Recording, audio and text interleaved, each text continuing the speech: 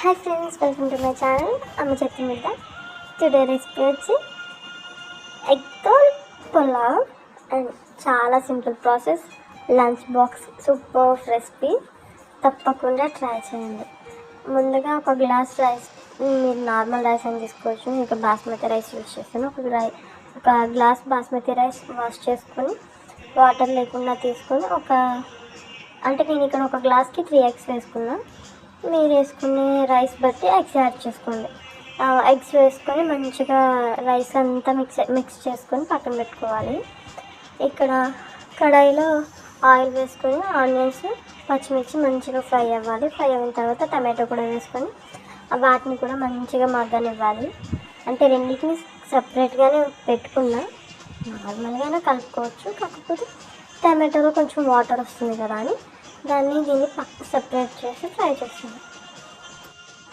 ఇప్పుడు రెండు మిక్స్ చేసుకొని మంచిగా ఫ్రై అయిన తర్వాత ఈ మనం బిర్యానీ సామాన్ ఉంటాయి కదా, లవంగాలు, ఇలాచి, బిర్యానీ ఆకు, ఇవన్నీ వేసుకొని అవి కూడా మొత్తం మిక్స్ చేసుకొని మంచిగా కారం, పసుపు, ధనియాల పౌడర్, గరం మసాలా, బిర్యానీ మసాలా అన్నీ వేసుకొని అల్లం వెల్లుల్లి పేస్ట్ కూడా వేసుకొని మంచిగా మిక్స్ చేసుకోవాలి.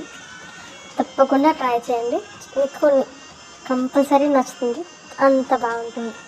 ఇంకా ఈ రైస్కి రైతా ఏం కాదు కానీ చికెన్ కర్రీ సూపర్ ఉంటుంది. అండ్ నార్మల్ రైస్ అయినా చాలా బాగుంటుంది, తప్పకుండా ట్రై చేయండి.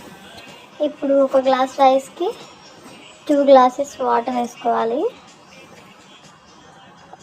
లేదు 1.5 కూడా వేసుకోవచ్చు. నేను ఇక్కడ 2 glasses వాటర్ యూస్ చేశాను.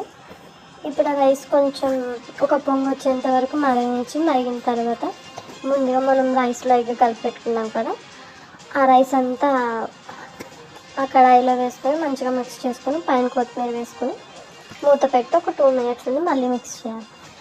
మధ్య మధ్యలో కలుపుతూ ఉండాలి, లేకపోతే అడుగడుతుంది. నేను ఇక్కడ ఒక 3 times అన్నా కలిపిన, కాకపోతే వీడియోలో మాత్రం ఒక్కసారే చూపించా. మనం మూత పెట్టిన తర్వాత ఒక 2 minutesకి అలా మూత తీసి ఒకసారి కలుపుతూ ఉండాలి. ఎందుకంటే మనం ఆల్రెడీ ఎగ్ వేసాం కదా, దానివల్ల అడుగంటుకుంటుంది. చూసారా ఎంత బాగుందో, చాలా అమ్మీగా ఉంది.